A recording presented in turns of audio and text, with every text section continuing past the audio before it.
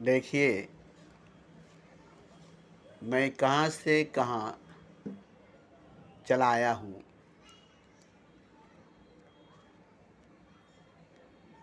जिसकी ख्वाब भी कभी मैंने देखा नहीं था, जिसका रास्ता भी मुझे मालूम नहीं था, जिसके बारे में कभी सुना भी मैं नहीं था, जहाँ मैं चला आया हूँ। और न कभी मैं आता, न मैं कभी आता इस जगह पर, इस मकाम पर, इस बुलंदी पर, इस ऊंचाई पर, जिसका जिक्र, जिसका बयान न किसी ग्रंथ, न किसी शास्त्र, न किसी वेद में है, न गीता, न रामायण, न बाइबल, न कुरान में है। इसकी वजह यही है कि वहां तक किसी की पहुंच नहीं है, वहां तक कोई पहुंचा नहीं है। पहुंचा हूं वहां नहीं दूर जहां भगवान भी मेरी निगाहों से, पहुंचा हूं वहां नहीं दूर जहां भगवान भी मेरी निगाहों से। खुदा तक पहुंचे हैं पहुंचने वाले, खुदा तक ही पहुंचे हैं पहुंचने वाले। मगर मैं जहां पहुंचा हूं वहां खुदा नहीं है। मैं जहां पहुंचा हूं वहां खुदा नहीं है। जहां खुदा है वहां तक पहुंचे हैं पहुंचने वाले। जहां पर खुदा है वहां तक पहुंचे हैं पहुंचने वाले। मगर मैं जहां पहुंचा हूं वहां खुदा नहीं है। ऐसी जगह पर, ऐसी बुलंदी, ऐसी ऊंचाई पर मैं पहुंचा हूं जहां पर दूर दूर तक कहीं खुदा नहीं है। दूर दूर तक कहीं खुदा नहीं है। खुदा का नामो निशान नहीं है। खुदा की तो बात दूर, खुदा के नामो निशान नहीं है। मगर वो जगह, वो मकाम उस जगह से बहुत हसीन, उस जगह से बहुत अजीम है जिस जगह पर खुदा है। उस जगह से भी बहुत हसीन, बहुत अजीम वो जगह है जहां पर खुदा नहीं है। खुदा नहीं है, खुदा नहीं है।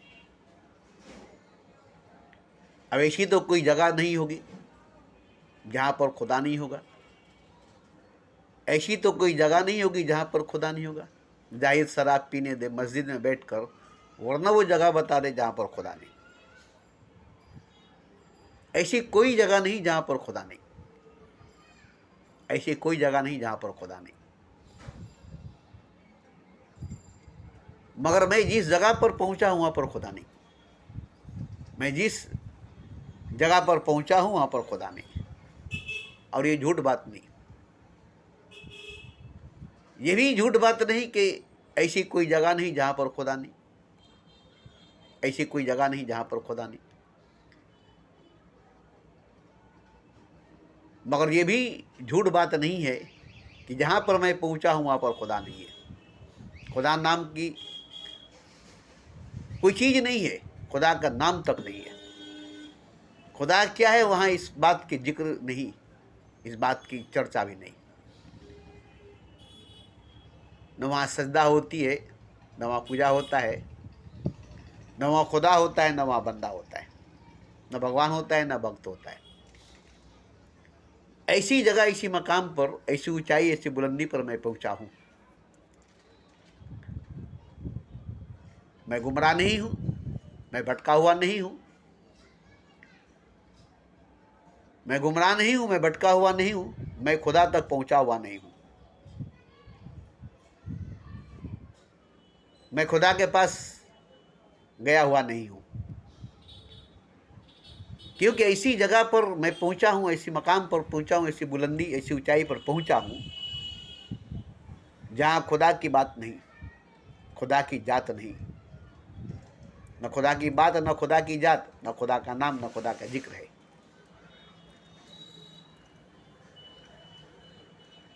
और नहीं खुदा है। मैं भी नहीं पहुंचता, मेरी भी पहुंच वहां नहीं होती। मैं पहुंचता जहां खुदा है वहां तक मैं भी पहुंचता, जहां पर खुदा है वहां तक मैं भी गया होता। मैं भी वहां तक गया होता जहां पर खुदा है, वहां पर गया होता जहां पर खुदा है, मगर मेरी मंजिल खुदा नहीं थी। मेरा मकसद खुदा को पाना नहीं था। न मेरा मकसद खुदा को पाना था, न मेरी मंजिल खुदा था। इसलिए मैं खुदा के रास्ते पर नहीं गया, भगवान के रास्ते पर नहीं गया, और खुदा के पास नहीं गया, भगवान के पास नहीं गया। मगर जहां मैं गया हूं, जिस जगह पर मैं गया हूं, जिस बुलंदी, जिस ऊंचाई पर मैं पहुंचा हूं, वहां पर खुदा की जात नहीं, खुदा की नाम नहीं, खुदा की बात नहीं, खुदा नहीं। और खुदा से भी हसीन अजीम, खुदा की जात से भी हसीन व अजीम, खुदा की सच्चाई, खुदा से हकीकत से भी अजीम व हसीन वो जगह है।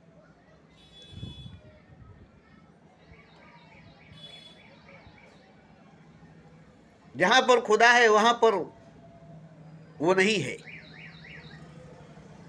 वहां पर वो नहीं है। जहां पर मैं पहुंचा हूं, जिस जगह पर मैं पहुंचा हूं, वहां पर जो कुछ है वो सब कुछ खुदा के पास नहीं है। जहां पर खुदा है वहां पर नहीं है। मुझे तलाश खुदा की नहीं थी, मुझे प्यास खुदा की नहीं थी। इसी जगह, इसी मकाम की, इसी बुलंदी ऊंचाई की थी, और मैं यहाँ पहुंचा, वो भी अनजान राहों से, अंधेरे रास्ते से, अज्ञात राहों से।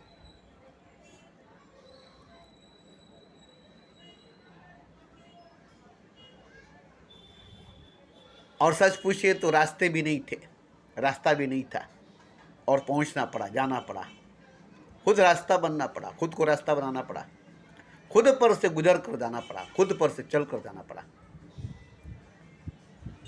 क्योंकि रास्ता नहीं थी, वहां तक जाने का कोई रास्ता नहीं था।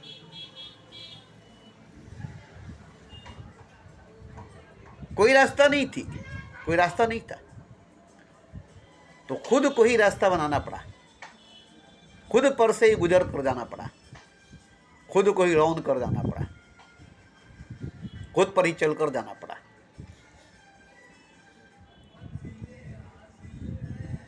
और देखिए, वहां पर जाने के बाद, वहां पर पहुंचने के बाद इतनी मुझे फक्र है, इतनी मुझे नाज है कि मैं इसी जगह, इसी मकाम, इसी बुलंदी, इस ऊंचाई पर पहुंचा हूं,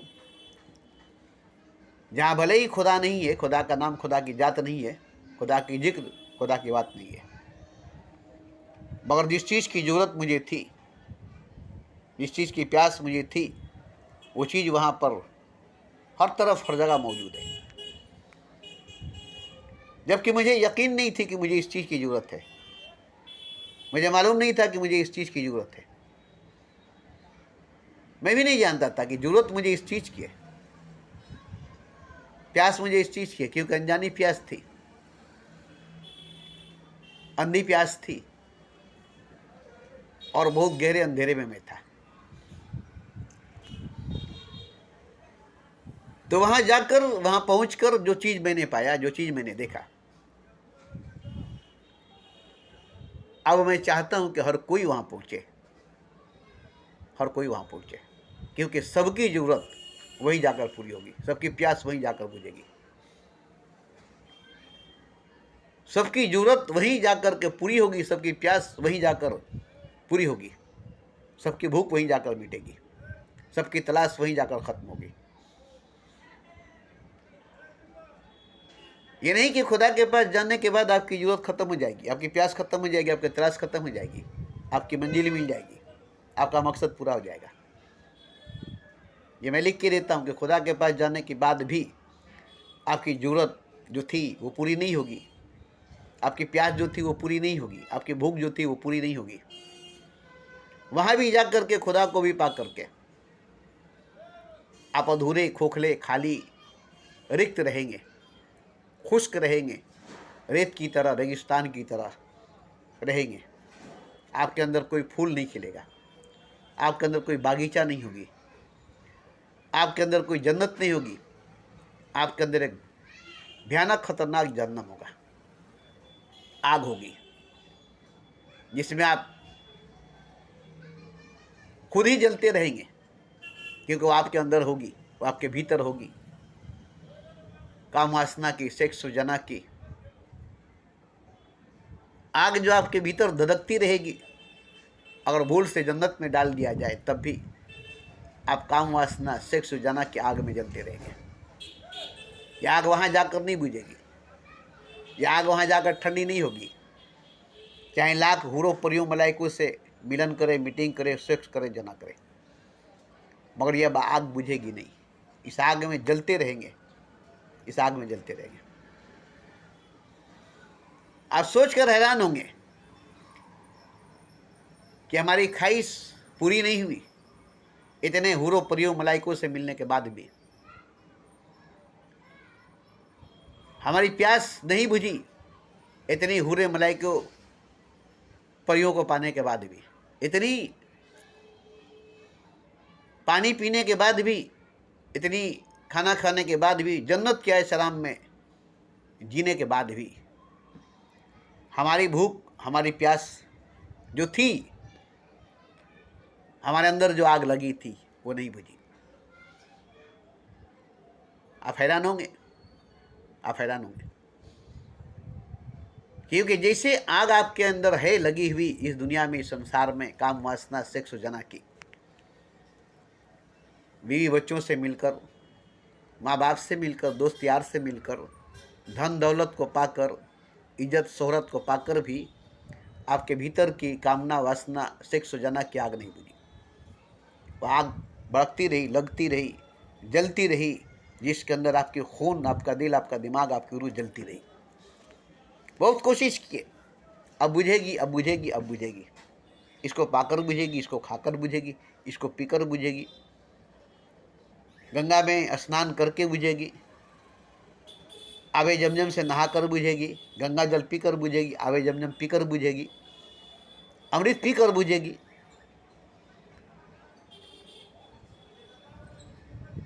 आवे हयात पीकर बुझेगी, मगर सब पीने के बाद भी वो आग नहीं बुझी जो आग आपके अंदर लगी हुई थी। मरने के बाद भी, क्योंकि वो आग रूह को पकड़ चुकी है,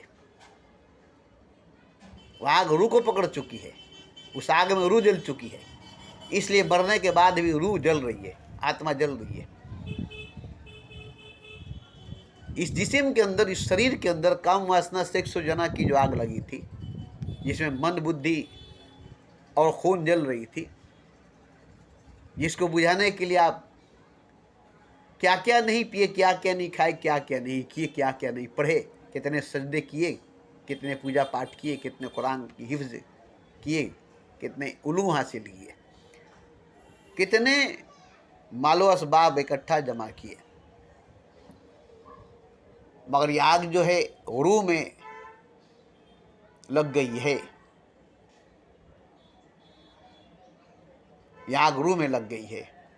अब मरने के बाद रूह जलती हुई निकलती है, रूह जलती हुई निकलती है, काम वासना की आग में जलती हुई रूह निकलती है। और ये आग जब यहाँ नहीं बुझी तो कहीं नहीं बुझेगी। काम वासना, सेक्स जना की आग यहाँ नहीं बुझी तो कहीं नहीं बुझेगी। अब आपको जन्नत में हूर परियां मिलेगी, उसके साथ भोग संभोग, सेक्स जना, काम वासना करेंगे, फिर भी नहीं बुझेगी, फिर भी नहीं बुझेगी। ये नहीं कि काम वासना की आग, सेक्स जना की आग हूरों परियों मलाइकों से मिलकर के बुझेगी। जन्नत में जा कर के, आवे हयात पी करके, जन्नत की शराब पी करके, जन्नत की शहद की नदी पी करके, दूध की दरिया पी करके ये काम वासना, सेक्स जना की आग बुझ जाएगी नहीं। आप हैरान हो जाएंगे कि जो आग दुनिया में नहीं बुझी, बीवी से मिलकर, बच्चों से मिलकर, माँ बाप से मिलकर, दोस्त यार से मिलकर, धन दौलत, जमीन जायदाद को पाकर, रियासत राज्य को पाकर, हर ऐशो आराम की साजो सामान को पा करके जो आग नहीं बुझी, जो मन में लगी थी, जो मन को जला रही थी, जिससे बुद्धि दिमाग जल रही थी, खून जल रहा था, रोवां रोवां जल रहा था, मगर सांस की लपट रूह को पकड़ ली, रूह तक को छू लिया और रूह भी जलने लगा। देखिए, अगर आपकी काम वासना सेक्स और जना की आग मन तक है, बुद्धि तक है, शरीर तक है, तो बहुत अच्छी बात है। रूह तक नहीं पहुंची है, इसको रूह तक नहीं जाने दिए, रूह तक नहीं पहुंचने दिए, रूह से दूर रखें, रूह को इससे दूर रखें, आत्मा को इससे दूर रखें। इसकी आँच आत्मा पर, रूह पर नहीं पड़ने दिए, इसकी छाया, इसकी परछाई, इसकी रोशनी रूह तक नहीं पहुंचने दिए। तब तो बहुत अच्छी बात है, क्योंकि जिस्म मर जाएगी, सड़ जाएगी, गल जाएगी, उसके साथ दिल दिमाग भी सड़ जाएगी, गल जाएगी, मगर रूह इस आग में जलती हुई नहीं निकलेगी, क्योंकि रूह को काम वासना सेक्स और जना की आग नहीं छुई है। रूह में काम वासना सेक्स और जना की आग नहीं लगी है, रूह में काम वासना सेक्स और जना की प्यास नहीं लगी है। इस आग से रूह बहुतों कोस दूर है, बस दिल जल रही है, दिमाग जल रही है, रूह जल नहीं रही है, खून जल रही है, जिस्म का नस नस जल रही है, नफ्स जल रही है, मगर रूह तक ये आग नहीं पहुंची है। इस आग तक रूह नहीं पहुंचा है, रूह बिल्कुल निर्लेप है, बचा हुआ है। रूह में ये काम वासना सेक्स और जना की आग की चिंगारी तक नहीं है, उसकी साया, उसकी परछाई, उसकी तपिश तक, उसकी ताप तक नहीं है।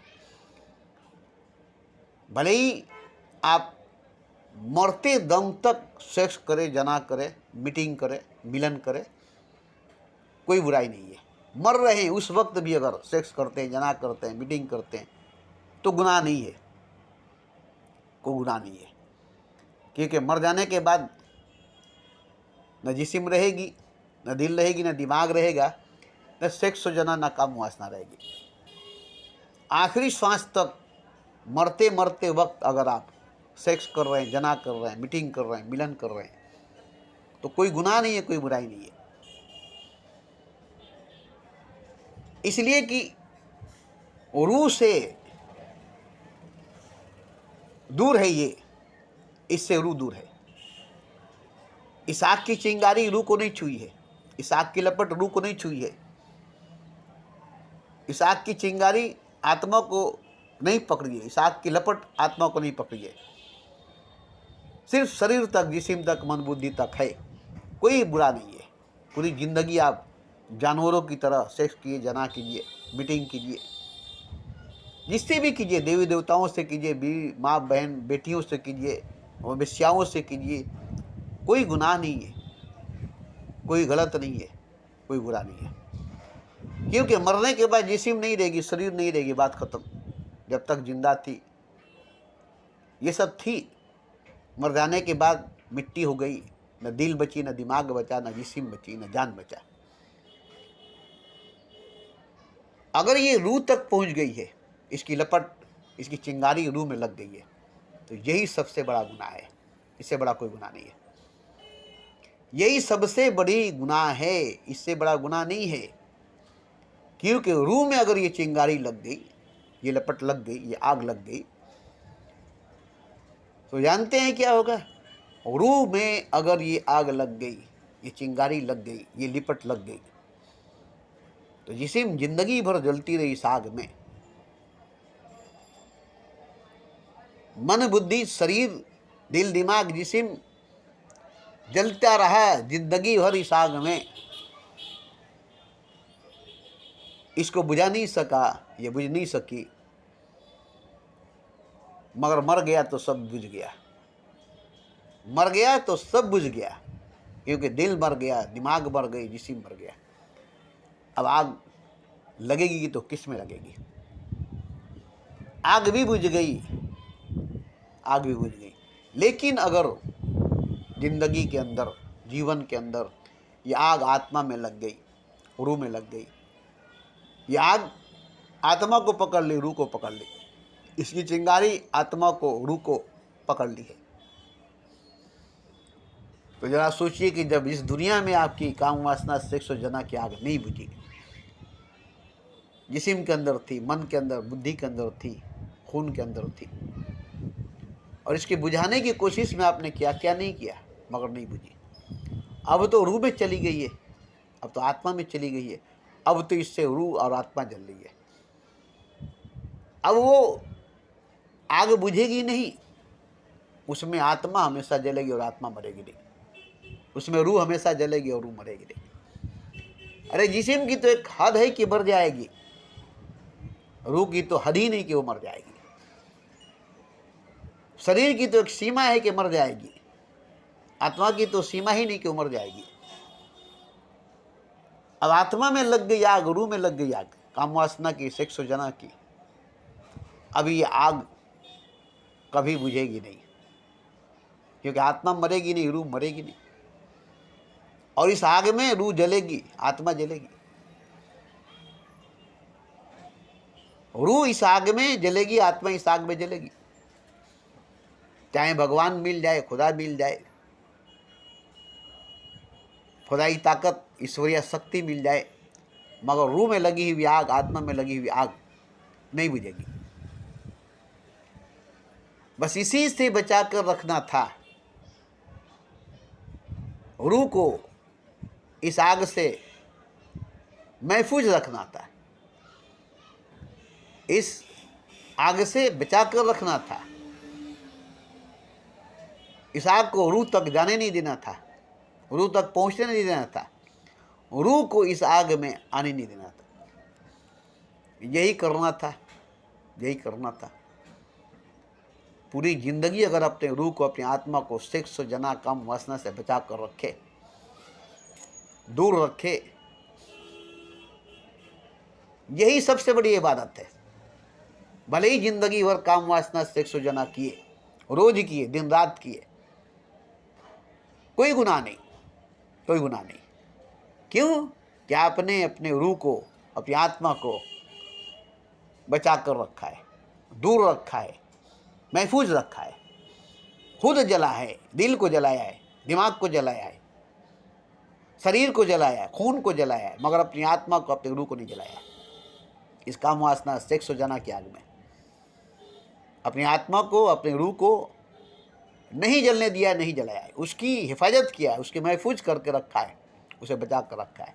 यही सबसे बड़ी साधना, सबसे बड़ी तपस्या, सबसे बड़ी ध्यान, सबसे बड़ा प्रेम, सबसे बड़ी मोहब्बत है कि आपने अपने रूह को काम वासना में, सेक्स जना में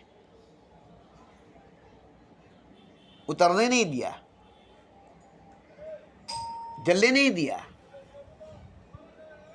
ये काम आपने बड़ा अच्छा किया, इस काम को आपने बड़ा अच्छा किया। जैसे एक बाजार में वेश्या है, दिन भर रात भर अपने जिस्म को बेचती है, दिन भर रात भर अपने जिस्म को बेचती है, मगर उसकी एक बच्ची है, उसकी एक बेटी है, जिसको अपने से दूर रखी है, और उसको पढ़ाने लिखाने के लिए, एक अच्छा इंसान बनाने के लिए दिन भर जिस्म बेचती है, रात भर जिस्म बेचती है, और इसी जिस्म को बेचकर अपने बच्ची की जिंदगी की परवरिश करती है, और एक अच्छी नेक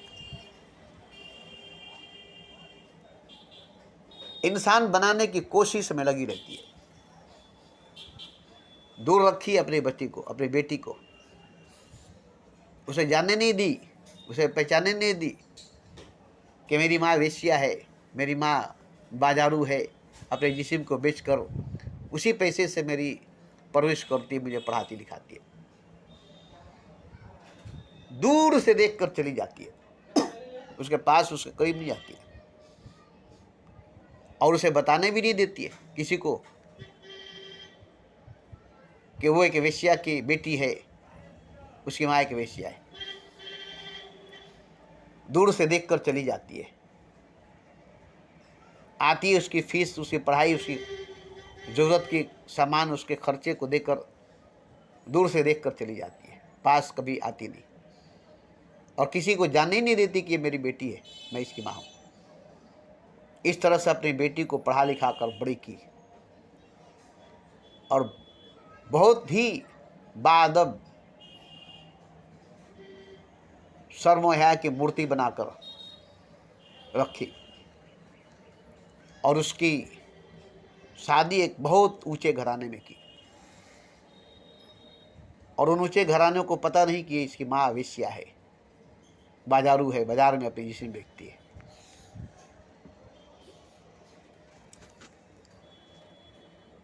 और जब उसकी शादी हो गई तब भी वो अपनी बेटी से मिलने नहीं गई, दूर से देखकर खुश रही, दूर से देखती रही, खुश रहती रही। बेटी को कभी मालूम नहीं हुआ कि उसकी माँ बाजार में जिस्म बेचकर उसकी परवरिश की, उसकी पढ़ाई लिखाई की है, और किसी को भी नहीं मालूम हुआ। मगर सच्चाई, हकीकत छुपती नहीं है, मालूम हो गई, मालूम हो गया, मालूम हो गई, मालूम हो गया, और सबको मालूम हो गई, पूरे परिवार को मालूम हो गया, बेटी को मालूम हो गया, ससुराल वाले को मालूम हो गया, स्कूल के टीचर वगैरह सबको मालूम हो गया। ये राज छुपा कर रखा गया था, मगर सच्चाई छुप नहीं सकती बनावट के वसूलों से। और यही बात हुई कि सच्चाई जाहिर हो गई, हकीकत जाहिर हो गई। ये बेटी जो है, इसकी माँ बाजार में जिस्म फरोशी की धंधा करने वाली वेश्या है। अपने जिस्म को बेचकर एक एक पैसा जमा करके इसकी पढ़ाई लिखाई, इसकी जिंदगी की परवरिश की। अब जब लोगों को पता चला, जब लोगों को पता चला तब सब लोगों को हैरानी हुई कि ऐसी बेटी जिसकी माँ वेश्या है, ऐसी लड़की जिसकी माँ वेश्या है, जो अपने जिस्म के एक एक अंग को बेचा है, एक एक अंग को बेचा है अपनी बेटी की परवरिश के लिए, और उसकी बेटी एक मिसाल बनी। ऐसे कोई घर में बेटी नहीं बनी जिसकी माँ बाजारू नहीं थी, इज्जतदार थी, फिर भी उसकी बेटी वैसी नहीं हुई जो एक बाजारू औरत की बेटी हुई, जो एक तवाइफ जिस्म फरोशी करने वाले की, जिस्म बेच बेच कर पैसा जमा करने वाली की बेटी थी। हैरान हो गए सब। बेटी में वो गुण देखा गया, वो खूबी देखी गई जो एक बाजार में रहने वाली वेश्या की जिस्म को बेच करके परवरिश की थी। मगर उसने अपनी आत्मा को नहीं बेची थी, अपने रूह को नहीं बेची थी, अपनी बेटी को नहीं बेची थी, क्योंकि उसकी बेटी जो थी आत्मा थी, उसकी रूह थी, और उसने अपने जिस्म के आत्मा को, अपने जिस्म के रूह को दूर से ही महफूज रखी, बचा कर रखी।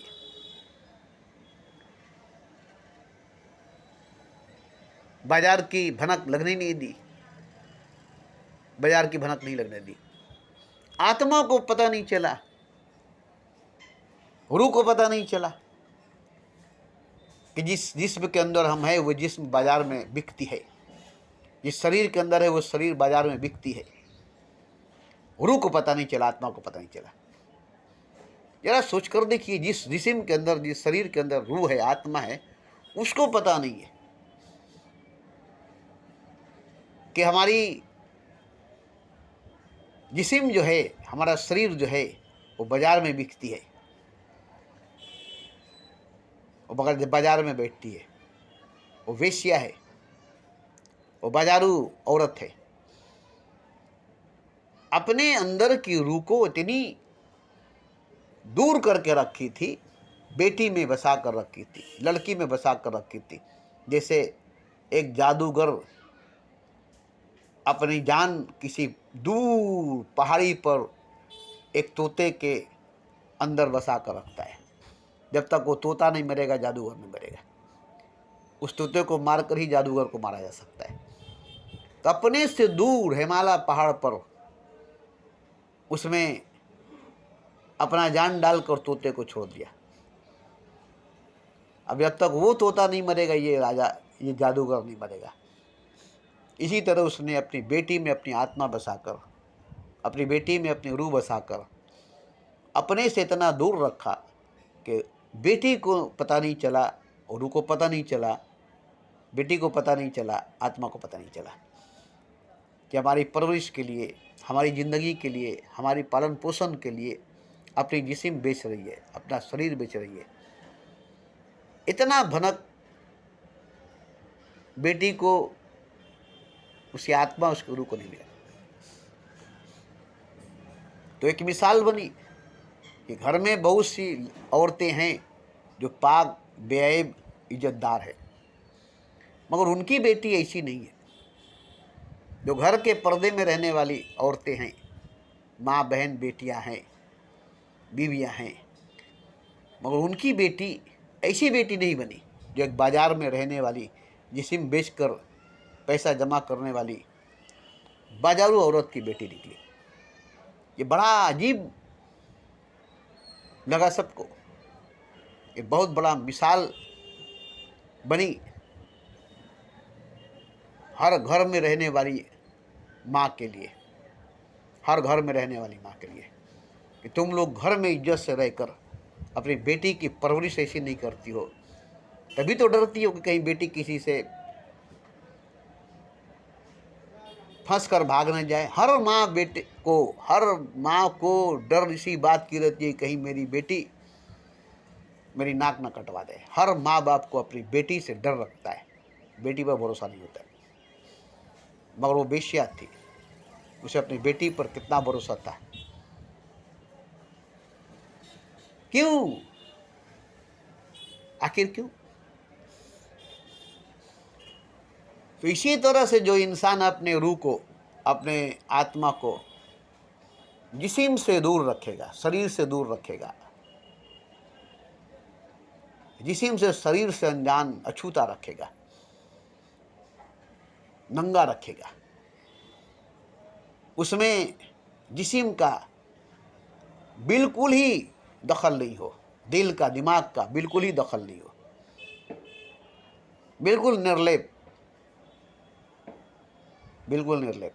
जैसे नारियल देखते हैं ना, नारियल जब तक नारियल रहती है, कच्चा रहती है, वो खोल से जुड़ी रहती है, खोल से अलग नहीं रहती है। उसमें पानी रहती है, नारियल में दूध रहती है, और खोल से, कोबर से एकदम जुड़ी होती है। नारियल को तोड़ेंगे तो अंदर का नारियल भी टूट जाएगा खोल के साथ। मगर वही नारियल अगर सूख कर गड़ी बन जाए, वही नारियल सूख कर अगर गड़ी बन जाए, तो उसने पूरे खोल को छोड़ दिया है, अंदर सिकुड़ गया है। अब उसके अंदर दूध नहीं है, पानी नहीं है, उसके अंदर दूध भी सूख गई, पानी भी सूख गई, और वो तेल बन गई, नारियल की तेल गड़ी बन गई। अब उसमें से दूध नहीं निकलेगी, पानी नहीं निकलेगा, उसमें से तेल निकलेगी, जो तेल दिया जलाने में काम आएगी, जिससे घर रोशन करने में काम आएगा। वो जो पानी से भरी थी, दूध से भरी थी, जिससे कभी दिया नहीं जलती। नारियल की दूध निकाल कर दिया नहीं जला सकते, नारियल की पानी से दिया नहीं जला सकते, लेकिन नारियल की तेल से दिया जला सकते हैं। तो नारियल की तेल अब दिया जला सकती है, रोशनी दे सकती है, उजाला दे सकता है। कब? जब उसने पूरे शरीर को, पूरे जिस्म को छोड़ दिया, अंदर ही अंदर सिकुड़ गई, अंदर ही अंदर, भीतर ही भीतर सिकुड़ गया, और अपने अंदर की दूध, अपने अंदर की पानी को भी सोख लिया। अब दूध को, पानी को तेल में तब्दील कर दिया, और तेल को रोशनी में बदल दिया। अब घर में रोशनी उस तेल से हो रही है, उस नारियल से हो रही है। ठीक इसी तरह से रूह की बात है। जो रूह जिस्म के अंदर सिकुड़ जाएगी, दिल से, दिमाग से, जिस्म से दूर हो जाएगी,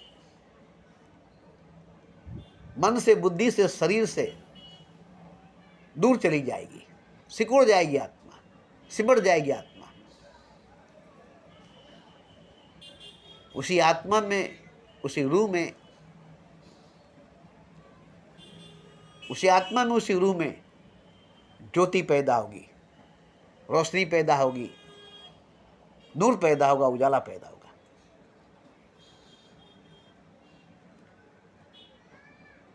क्योंकि उसने कभी शरीर को, मन को, बुद्धि को नहीं छुआ, और शरीर, मन, बुद्धि को नहीं छूने की वजह से काम वासना में नहीं जला, सेक्स जना में नहीं जला।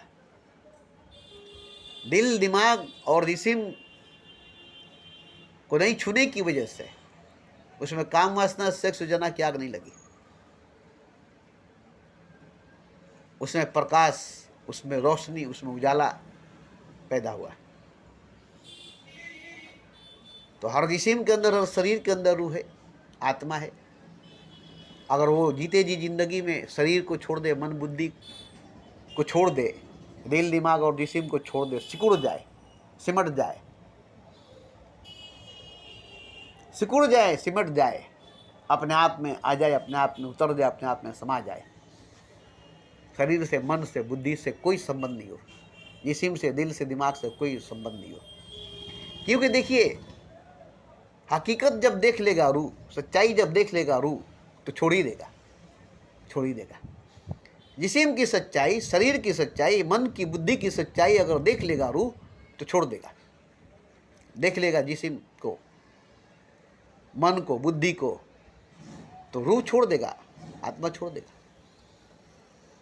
सिर्फ उसे दिखाई दे दे शरीर के अंदर की, दिल, दिमाग, दिल, कलेजी, फेफड़ा, ये सब उसे दिखाई दे दे,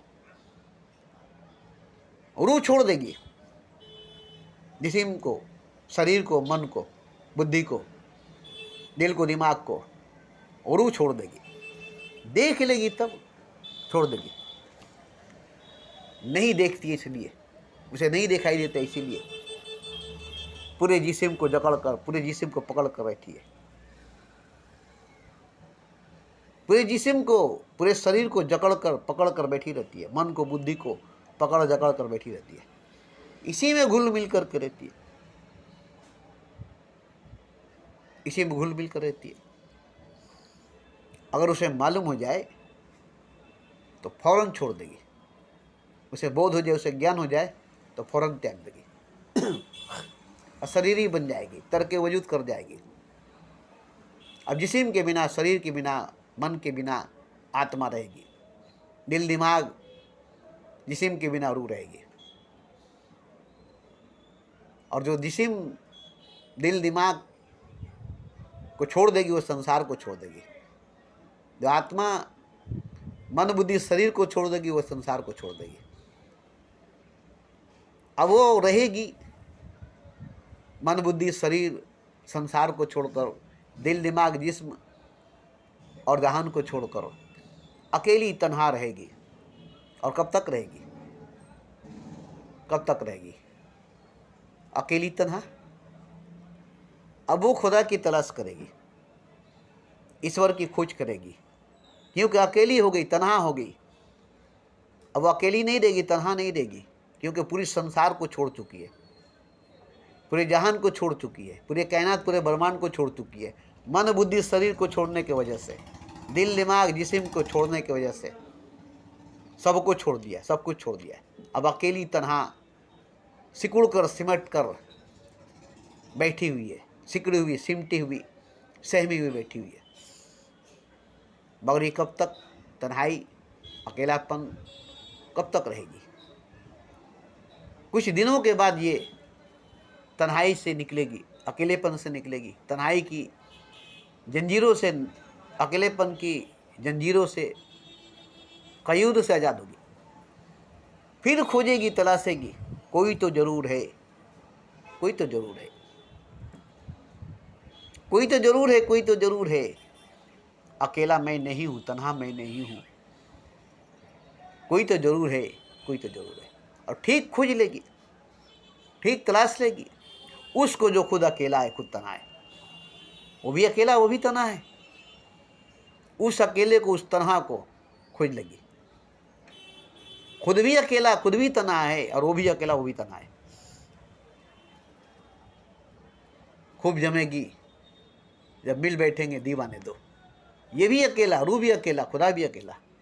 रू भी तना, खुदा भी तना। अब वो तन्हा है, ये तन्हा है, दोनों तन्हा तना, दोनों अकेला अकेला, उसका भी कोई नहीं, इसका भी कोई नहीं। अब दोनों एक दूसरे को पालेंगे, दोनों एक दूसरे को अपना लेंगे। क्योंकि मेरा भी कोई नहीं है, तुम्हारा भी कोई नहीं है, तुम्हारा भी कोई नहीं है, मेरा भी कोई नहीं है। मैं भी तुम्हारी तरह अकेला, तुम भी मेरी तरह अकेला हो। तुम्हारा भी कोई नहीं, मेरा भी कोई नहीं। अब इस तरह से दोनों का जब आमना सामना होगा, दोनों का जब मिलना जुलना होगा, तो दोनों में मोहब्बत होगी, दोनों में प्रेम होगा। क्योंकि न तुम्हारा कोई है, ना मेरा कोई है, ना मेरा कोई है, ना तुम्हारा कोई है। अब हम ही तुम्हारा हैं, तुम ही हमारे हो। अब हम दोनों एक दूसरे को हैं। तो इस तरह से रूह को खुदा मिल जाएगा, रूह खुदा से मिल जाएगा। मगर एक सच्चाई है, एक हकीकत है जो मैं बताना चाहता हूँ। जो मैंने पाया है वो खुदा नहीं है, और मैं अकेला नहीं हूँ। अकेला होना, तन्हा होना, अकेला होना, तन्हा होना बहुत बुरी बात है, बहुत खराब बात है। अकेलापन, तन्हाई बहुत बुरी बात है, बहुत खराब बात है। तन्हाई, अकेलापन, तन्हा, अकेला होना बहुत खराब बात है, बहुत बुरी बात है। अब कैसे तन्हाई से बचेंगे, अकेलेपन से बचेंगे? कैसे तन्हा से बचेंगे, अकेला से बचेंगे? और किसी को नहीं पाएंगे, कोई नहीं मिलेगा। एक ही रास्ता है, मिट जाना, मिट जाना। मिट जाएंगे तो तन्हाई मिट जाएगी, अकेलापन मिट जाएगा, आप मिट जाएंगे, सब मिट जाएगी। और मिट करके एक नया तख्लीक, एक नई निर्माण हो जाएगी, जिसमें अब खुदा की या किसी और की जरूरत ही नहीं रहेगी। ये कोई मुकम्मल पूरा ठोस होगा, खाली खोखला अधूरा नहीं होगा। देखिए, तन्हाई, अकेलापन उसी को डसती है जो अंदर से खोखला, अंदर से खाली, अंदर से रिक्त होता है। जो अंदर से भरा हुआ, हरा हुआ, सख्त होता है, मजबूत होता है, ठोस होता है, वो मुकम्मल पूरा होता है। इसलिए उसे अकेला होते हुए भी अकेला नहीं होता, तन्हा होते हुए तन्हा नहीं होता। अकेले में भी, तन्हाई में भी अकेला तन्हा नहीं होता। उसे तन्हाई, उसे अकेला छू नहीं सकती, क्योंकि वो अंदर से ठोस, अंदर से भरा हुआ, अंदर से हरा है। और जो अंदर से खाली है, खोखला है और रिक्त है, वो भीड़ में भी, सबके बीच में भी, भीड़ में भी, सबके बीच में भी खाली, खोखला, तन्हा ही रहेगा। हर आदमी है तन्हा, आदमी की भीड़ में, हर तरफ, हर जगह बेशुमार आदमी, फिर भी तन्हाइयों का शिकार आदमी। कौन तन्हा नहीं है, कौन अकेला नहीं है, कौन तन्हाइयों का शिकार नहीं है, कौन अकेले का शिकार नहीं है? सबको इंतजार है, खुदा मिलेगा, तन्हाई टूटेगी। सबको प्रतीक्षा है कि भगवान मिलेगा और अकेलापन छूटेगी। मगर किसी को भगवान नहीं मिला, अकेलापन नहीं छूटा, किसी को तन्हाई नहीं दूर हुई, क्योंकि खुदा नहीं मिला। क्यों जानते हैं? खुदा है ही नहीं। एक वहम, एक भरम है कि खुदा है। और अब खुदा के इंतजार में कि खुदा मिलेगा, हमारी तन्हाई दूर हो जाएगी, हमारा अकेलापन दूर हो जाएगा, हमारी खालीपन, खोखलापन दूर हो जाएगा। और वो है नहीं, वो है नहीं। अब चाहते हैं कि मेरी तन्हाई, मेरी अकेलापन, मेरी खालीपन, मेरा खोखलापन, मेरा रिक्तपन, मेरा सूनापन खत्म हो जाएगा। मगर कभी खत्म नहीं होगा, क्योंकि खुदा है ही नहीं, खुदा है नहीं। देखिए, एक चीज आज मैं बताना चाहता हूं नया। जीरो को आप क्या समझते हैं? और 9 को क्या समझते हैं? 9 और 0 इन दोनों को क्या समझते हैं?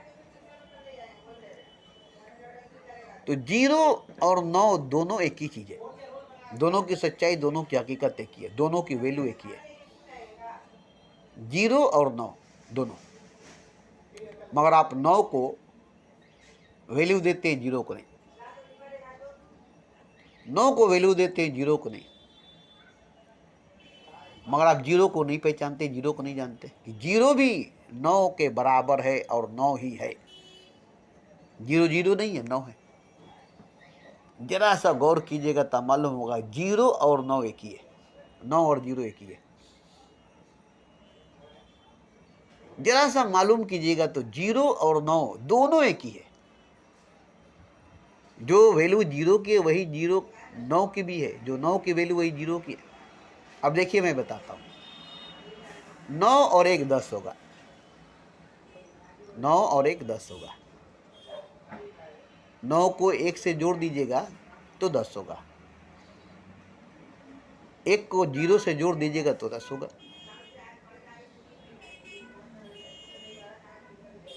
1 को 0 से जोड़ दीजिएगा तो 10 होगा, 9 को 1 से जोड़ दीजिएगा तो 10 होगा। एक था उसको 9 से जोड़ दिए तो 10 हो गया, एक था उसको 0 से जोड़ दिए तो 10 हो गया। 9 1 को 10 कर दिया, 0 भी 1 को 10 कर दिया, फिर 9 और 0 में भेद कहाँ रहा, फर्क कहाँ रहा? 9 में और 0 में भेद और फर्क कहाँ रहा? 0 भी 1 को 10 कर दिया, 9 भी 1 को 10 कर दिया, 1 से 9 जुड़ गया 10 हो गया, 1 से 0 जुड़ गया 10 हो गया। 0 और 9 देखने में अलग है मगर दोनों एक है, दोनों की सच्चाई, दोनों की हकीकत एक है। मतलब ये हुआ 0 भी 9 है, 9 भी 0 है, 9 और 0 एक ही है, 0 और 9 एक ही है। नहीं जानेंगे तो 0 है, अरे यार ये तो 0 है, मगर 0 ही हीरो है, हीरो 0 है, हीरो 0 है, 0 हीरो है। 0 के बिना हीरो नहीं है, हीरो के बिना 0 नहीं है। हीरो में भी 0 लगेगा, 0 हटा दीजिएगा हीरो नहीं होगा, 0 को हटा दीजिएगा हीरो नहीं होगा। तो एक चीज है, 0 और 9 दोनों की सच्चाई, दोनों की हकीकत एक ही है, मगर 0 में आप 9 को नहीं देख सकते। उसको देखने के लिए बगल में 1 लगाना होगा, जैसे 1 लगाएंगे वही 0 10 बन जाएगा, उसी 0 को लेकर 10 बन जाएगा। जैसे 9 को 1 से जोड़ दिए 10 बन गया, ऐसे ही 0 को 1 में मिला दिए तो 10 बन गया। अब यहाँ राज खुला करे, 9 से 0 को हम मिलाएं तो 90 हो गया, 9 को 0 से मिलाए तो 90 हो गया। अब 0 में कितना बड़ा चीज़ है, उतना बड़ा चीज़ तो 90 में नहीं है। 9 में 9 थी, 9 को 0 मिल गया, 90 हो गया। 81 0 के अंदर थी, 9 के अंदर नहीं था। अब ये राज कैसे जाहिर हुई कि 0 के अंदर 81 थी, 9 के अंदर 9 था, 9 से 0 मिला 90 बन गया, फिर 90 को 0 मिला 900 बन गया, फिर 900 को 0 मिला 9000 बन गया। अब इस तरह से 0 से 0 मिलते गया, 9 कितना गुना बढ़ते चला गया। 9 से बड़ा 0 नहीं है तो क्या 0 से बड़ा 9 है? 9 से बड़ा 0 नहीं है तो क्या 0 से बड़ा 9 है? मगर 0 को आप 0 समझते हैं, 9 को 9। इसलिए 0 को 10वां द्वार कहा गया है, 10वां द्वार कहा गया है। उसी शून्य में, उसी महाशून्य में, उसी परम शून्य में सब कुछ आ जाता है। 1 से 9 में कुछ नहीं है, 1 से 9 में कुछ नहीं है। शून्य में, महाशून्य में, परम शून्य में सब कुछ है। अब ये बात कैसे समझ में आएगी? शरीर के अंदर 9 सुराख, 9 छेद है, 9 द्वार है, जिसका कोई वैल्यू नहीं है, 10वां द्वार की वैल्यू है। दो आँख, दो नाक, दो कान, एक मुंह, ये 7 हुआ सर के अंदर, माथे के अंदर, चेहरे के अंदर, और एक पेशाब, एक पैखाना, 9 हुआ। और ये 9 द्वार से जीने वाला इंसान महान नहीं होता है। 10वें द्वार से जीने वाला इंसान महान होता है, महापुरुष होता है, परस पुरुष भगवान होता है, जो 10वें द्वार में प्रवेश करता है। वो जीरो है, वो शून्य है, वो महाशून्य है, वो परम शून्य है। तो ये आपको इसी जीवन में, इसी जिंदगी में समझ में आनी चाहिए। अब बताइए कि मैं जिस जगह, जिस मकाम, जिस बुलंदी, जिस ऊंचाई पर पहुंचा हूँ, वहाँ कुछ भी नहीं है, कोई भी नहीं है, खुदा भी नहीं, भगवान भी नहीं, मैं भी नहीं, और मैं वहाँ पहुंचा हूँ। पहुँच कर वहाँ खो गया हूँ, जाकर वहाँ खो गया हूँ, क्योंकि वहाँ कोई होगा नहीं, कुछ होगा नहीं। खुदा भी जाएगा, खो जाएगा, भगवान भी जाएगा, खो जाएगा, राम भी जाएंगे, खो जाएंगे, कृष्ण भी जाएंगे, खो जाएंगे, मोहम्मद भी जाएंगे, खो जाएंगे। वहाँ कोई भी अपने आप को नहीं पाएगा, क्योंकि वहाँ खो जाता है सब कुछ, वहाँ होता कुछ नहीं है, वहाँ होता कुछ नहीं है। अब उस जगह, उस मकाम पर जाकर खो जाना, कुछ नहीं हो जाना, बिल्कुल नहीं हो जाना, हो जाने से कहीं बेहतर है, खुदा होने से बेहतर है। खुदा होने से भी बेहतर है उस जगह पर जाकर के नहीं होना, खो जाना। खुदा भी उस जगह पर जाकर के खो जाता है, नहीं हो जाता है। हम और आप क्या हैं? खुदा भी उस जगह पर जाकर के खो जाता है, नहीं हो जाता है। खुदा होकर भी खुदा को कुछ नहीं होता, खुदा से कुछ नहीं होता, मगर उस जगह, उस मकाम पर जाकर के जहाँ खुदा खुद खो जाता है, नहीं हो जाता है, वहाँ पर जाकर के अब तो खुदा है ही नहीं, अब तो खुदा है ही नहीं, मगर फिर भी एक होने का एहसास होता है। नहीं होकर जो होने का एहसास होता है, हो करके जो होने का एहसास होता है, वो एहसास होकर भी, पाकर भी नहीं होता।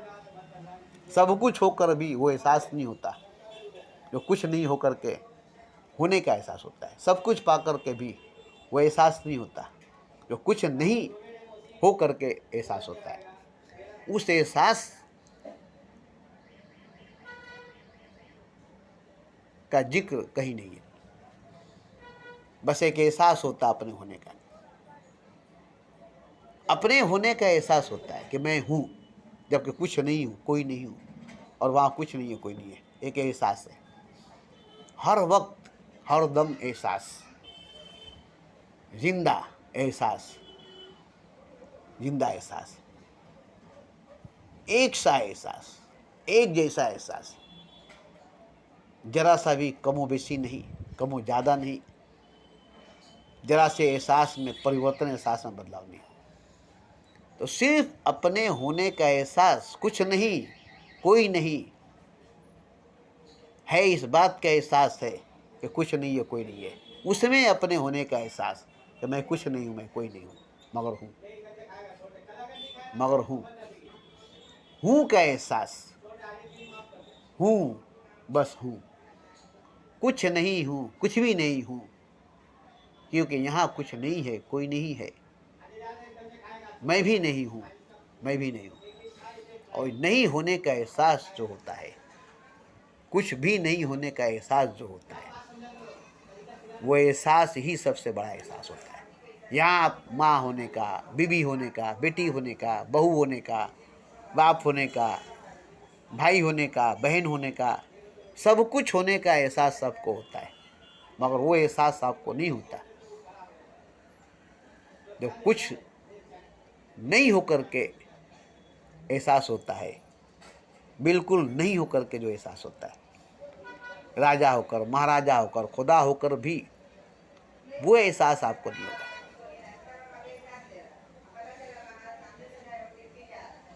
तो सबसे पहले नंबर बात कि जिस एहसास की मैं बात करता हूँ, वो एहसास ज़िंदगी है। एहसास से ज़िंदगी है, और ज़िंदगी है एहसास, मगर वो एहसास कुछ नहीं होने के बाद होता है। कुछ नहीं होने के बाद जो एहसास होता है वही एहसास ज़िंदगी है। ज़िंदगी का एहसास, जीवन का अनुभव, ज़िंदगी का एहसास जब आप कुछ नहीं होंगे तब होगा, जब आपका कुछ नहीं होगा तब होगा। और वो एहसास जिंदा एहसास है, वो एहसास जिंदा एहसास है। ऐसे तो आप सब कुछ हैं मगर वो एहसास नहीं है। आपके पास सब कोई है मगर वो एहसास नहीं है। आपके पास सब कुछ है मगर वो एहसास नहीं है। आपके अंदर मुर्दा एहसास है, मरने का एहसास है। सब कुछ होने के बाद कुछ नहीं होने का एहसास है। सब कुछ होने के बाद कुछ नहीं होने का एहसास है, क्योंकि सब कुछ झूठ है, सब कोई झूठ है। आँख से दिखाई देता है कि सब कुछ है, अंदर से दिखाई देता है कुछ नहीं है। आँख से दिखाई देता है कि सब कोई है, अंदर से दिखाई देता है कोई नहीं है। हाथ से पकड़ कर देखते हैं कि सब कुछ है, अंदर से पकड़ते हैं तो कुछ नहीं। कैसे? ख्वाब को देखते हैं तो हकीकत है, ख्वाब को देखते हैं तो हकीकत है। नींद में सोकर, गहरी नींद में जाकर देखते हैं ख्वाब को, जब तक देखते हैं तब तक हकीकत है। जाग कर खोजते हैं, ढूंढते हैं, तलाशते हैं, कहीं पर वो ख्वाब नहीं है। वो ख्वाब जो रात को सोकर देखे, वो सपना जो रात को सोकर देखे, वो कहीं पर नहीं है मगर आप देखें। वो कहीं पर नहीं है मगर आप देखें। वो ख्वाब जो रात को सोकर देखे, वो सपना जो रात को सोकर देखे, और वो कहीं पर नहीं है और उसको आपने देखा है। वो कहीं पर नहीं है और आपने उसको देखा है। जाकर ढूंढेंगे तो कहीं पर नहीं है, जाकर देखेंगे तो कहीं पर नहीं है। ऐसे ही आप अभी ख्वाब देख रहे हैं, जाकर देखेंगे तो कहीं पर नहीं है, होश में आकर देखेंगे तो कहीं पर नहीं है। ऐसे देख रहे हैं कि सब कुछ है, सब कोई है। ऐसे तो देख रहे हैं कि सब कुछ है, सब कोई है। एक भीड़ है, आपको दिखाई देता है, मगर जब जाग कर देखेंगे, होश में आकर देखेंगे तो कुछ नहीं है, कोई नहीं है, आप भी नहीं है। जैसे सब कुछ नहीं है, भीड़ नहीं है, वैसे आप भी नहीं है। भीड़ नहीं, आप भी नहीं है। सोकर देख रहे हैं, सपने में देख रहे हैं, ख्वाब में देख रहे हैं। आप नहीं है सपने में, ख्वाब में, और आप ख्वाब देख रहे हैं, सपना देख रहे हैं। आप नहीं है सपने में, ख्वाब में, कोई नहीं है सपना में, ख्वाब में, और आप देख रहे हैं। आप भी सपने में नहीं, कोई भी सपना में नहीं, आप भी ख्वाब में नहीं, कोई भी ख्वाब में नहीं, मगर आप देख रहे हैं, आप देख रहे हैं। ऐसे ही जब जाग जाएंगे, होश में आ जाएंगे तो पता चलेगा कि कोई भी नहीं है, कुछ भी नहीं है। जागने के बाद, होश में आने के बाद कोई भी नहीं है, कुछ भी नहीं है, आप भी नहीं है, आप भी नहीं है। ना आप हैं, ना आपका कोई है, ना आपका कुछ है। तो कौन देख रहा है ख्वाब? किसको दिखाई दे रहा है ख्वाब? वो देखने वाला भी नहीं है। जो देख रहा है ख्वाब, जिसको दिखाई दे रहा है ख्वाब, वो भी नहीं है। आप ख्वाब देख रहे हैं, आप नहीं है। आपको ख्वाब दिखाई दे रहा, आप नहीं है। अब है कौन? जो जागा हुआ है वो ख्वाब नहीं देखता है, जो होश में वो ख्वाब नहीं देखता है। जो जागा हुआ है, जो होश में, वो ख्वाब नहीं देखता, उसको ख्वाब दिखाई नहीं देता। वो अपने आप को देखता है, ख्वाब को नहीं। वो स्वयं को देखता है, ख्वाब को नहीं। वो खुद को देखता है, ख्वाब को नहीं। अब ये बताइए कि आप सोए हैं कि जागे हैं? आप हकीकत देख रहे हैं कि ख्वाब देख रहे हैं? आप सपना देख रहे हैं कि सोच देख रहे हैं? इसी से अंदाजा लगाइए, इसी से पता लगाइए। देखिए, जागे हुए लोगों की पहचान है, उनकी आंखों में झांक कर देखिएगा तो पता चलेगा। जागे हुए लोगों की आंख में नूर होती है, रोशनी होती है, शक्ति, पावर, ऊर्जा होती है। आप झांकेंगे तो डर जाएंगे। नफरत नहीं होती, लालच नहीं होती, हवस नहीं होती, गुस्सा नहीं होता। ये सब अंधकार की वजह से, अंधेरे की वजह से होती है। कोई चाहत, कोई हवस नहीं होती, कोई प्यास, कोई भूख नहीं होती। एक नूर से भरी हुई, रोशनी से भरी हुई आंख होती है, खाली खोखली आंख नहीं होती। क्योंकि नींद से भरी हुई आँख नहीं है, ख्वाब से भरी हुई आँख नहीं है, सपने से भरी हुई आँख नहीं है, धोखे से भरी हुई आँख नहीं है। आँख में सच्चाई है, आँख में हकीकत है। आँख ने सच्चाई को, हकीकत को देखा है, और देखा है तो पाया भी है। मुंतजिर थी, बतलासी थी, ढूंढती थी, खोजती थी, और एक दिन उसको मिल गई, एक दिन उसको मिल गया, और आँख भर गई, आँख भर गई। भरी हुई आँख,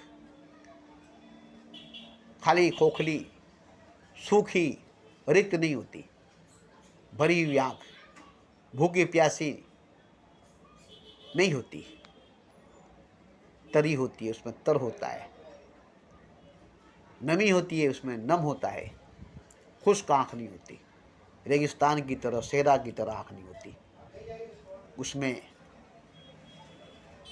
नूर होती है, रोशनी होती है, प्रकाश होती है, जोश होती है, ज्योति होती है, शक्ति होती है, पावर होती है, ऊर्जा होती है। आँख ही में उसका सब कुछ होती है, आँख ही उसका सब कुछ होती है।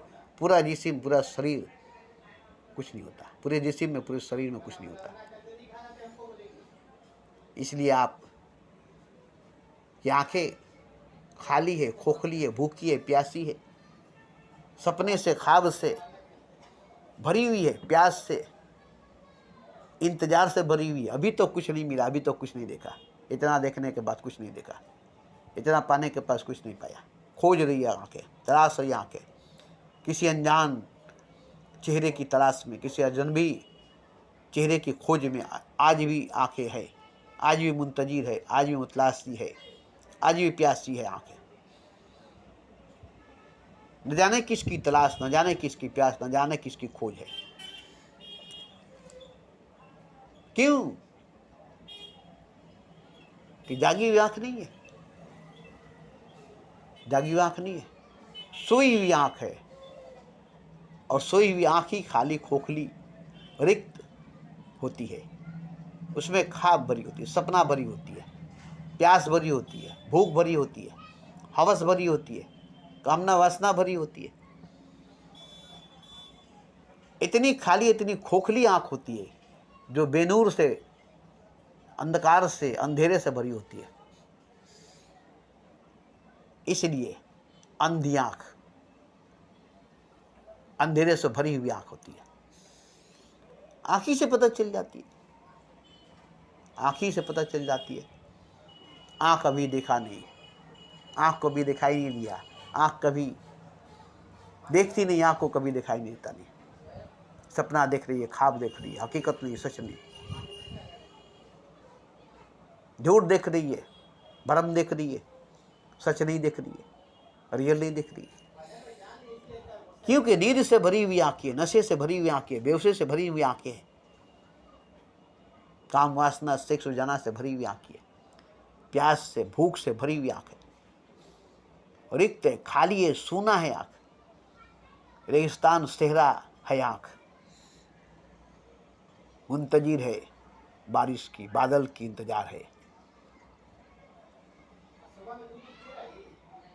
मुंतजिर है, मुतलासी है, बादल की इंतजार है, एक बूंद, एक कतरे की इंतजार है। कभी तो बरसेगी, कहीं तो बरसेगी, मगर सेहरा में, रेगिस्तान में एक बूंद की तलाश, एक कतरे की तलाश है। शराब देख रही है, सपना देख रही है, सेहरा देख रही है, रेगिस्तान देख रही है, और सैलाब की, बारिश की इंतजार कर रही है। कभी तो सैलाब आएगी, कभी तो बारिश आएगी, कभी तो रेगिस्तान गुलिस्तान बनेगी, कभी तो सेहरा बागीचा बनेगी। तो देखिए, आप अपनी आंखों को धोखा दे रहे हैं। आपकी आंख जो ढूंढ रही है, आपकी आंख जो तलाश रही है, आप उसको खोज कर नहीं दे रहे। आपकी आंख की प्यास, आपकी आंख की भूख जिसकी है, जिसकी तलाश है, आप उसको देखने नहीं देते, आप उसको देखने नहीं देते। सिनेमा दिखाते हैं, क्रिकेट दिखाते हैं, फिल्म दिखाते हैं, टीवी दिखाते हैं, मोबाइल दिखाते हैं, सब कुछ दिखाते हैं आपको, और सब सपना है, हकीकत नहीं। सब सपना हकीकत में। आप अपने आप को धोखा दे रहे, सिनेमा दिखाकर, फिल्म दिखाकर, दुनिया को दिखाकर, जन्नत की ख्वाब दिखाकर, दुनिया का सपना दिखाकर, दुनिया का नज़ारा दिखाकर, सपना दिखाकर आप अपने आँख को धोखा दे रहे, अपने आँख में धूल झोंक रहे, अपने आँख को अंधेरे से भर रहे, ख्वाब से, सपने से बढ़ते जा रहे हैं। देखिए, ये बहुत बड़ी गलती है, ये बहुत बड़ी गलती है। अपनी आँख को भरिए नूर से, रोशनी से, उजाले से। इसकी प्यास, इसकी भूख, इसकी खालीपन, इसकी रुक्तपन, इसकी सूनापन को मिटाइए। आप अपने आप को नहीं भर सके, क्या भरेंगे? पेट भरने में लगे, पेट को भरने में, जेब को भरने में, तिजोरी को भरने में लगे, अपनी आँख को भरने में नहीं लगे। आँख भर जाए बस, आँख तर जाए बस, वो आंसू आपको मिलनी चाहिए, वो आंसू आपको मिलनी चाहिए जिससे आंख भर जाए, आंख तर जाए। रोते तो बहुत हैं, आंसू तो बहुत है, बार बार रो देते हैं, आंख भर जाती है। जरा सी बात में रो देते हैं, आंख भर जाती है, मगर आपकी आंख के आंसू में वो बात नहीं। रोते तो हैं बिलक बिलक कर, रोते तो हैं बिलक बिलक कर, बहाते तो हैं आंसू, मगर आपके आंसू समुद्र के पानी की तरह है, नमकीन। आपके आंसू समुद्र की पानी की तरह है, नमकीन, जो खुद प्यासी समुद्र है, पानी से भरी हुई और खुद प्यासी समुद्र है। एक समुद्र ने आवाज़ दी है, मुझको पानी पिला दीजिए। समुद्र प्यासी है, जितना भी बारिश होती है, मीठी पानी बरसती है, फिर भी समुद्र की नमकीन पानी समुद्र को मिलती है, ऊपर ऊपर बरस जाती है, और नमक से भरी हुई नमकीन पानी समुद्र को मिलती है, जिससे समुद्र की प्यास नहीं बुझती। ऐसे ही आपके आंसू नमक से भरी हुई निकल जाती है, मगर आपके आंसू में जो मिठास होनी चाहिए, जिससे आँख की प्यास बुझ जाए, वो रोना, वो आंसू बहाना, जिससे आपकी आँख तर जाए, भर जाए, तो वो पानी जिसकी प्यास रूह को है, जिसकी प्यास रूह को है, और रूह भर जाए तो आँख भर जाएगी, रूह तर जाए तो आँख तर जाएगी, मन तर जाएगी, बुद्धि तर जाएगी, मगर रूह ही प्यास है, रूह ही प्यासी है। तो दिल क्यों नहीं, दिमाग क्यों नहीं, आँख क्यों नहीं प्यासी रहेगी? रूह ही भूखी है, तो दिल भूखी, दिमाग भूखी, पेट भूखी क्यों नहीं रहेगी? रूह ही खाली है, दिल खाली, दिमाग खाली, जिस्म खाली, आँख खाली क्यों नहीं रहेगी? इसलिए रूह भर जाए, आत्मा पर जाए, आत्मा तर जाए, रूह भर जाए, वो पानी, आत्मा धन्य हो जाए, धनवान हो जाए, महान हो जाए, भगवान हो जाए, वो प्यास उसकी बुझ जाए, वो भूख उसकी मिट जाए, वो बरसात उसको मिल जाए, वो बारिश उसको मिल जाए, वो बूंद, वो कतरा उसको मिल जाए, जिससे वो तर जाए, जिससे वो भर जाए, जिससे वो अजर अमर अविनाशी हो जाए। तो वो आत्मा के भीतर ही, रूह के भीतर ही गहराई में दबी हुई है, भीतर से फूटेगी, बाहर से नहीं।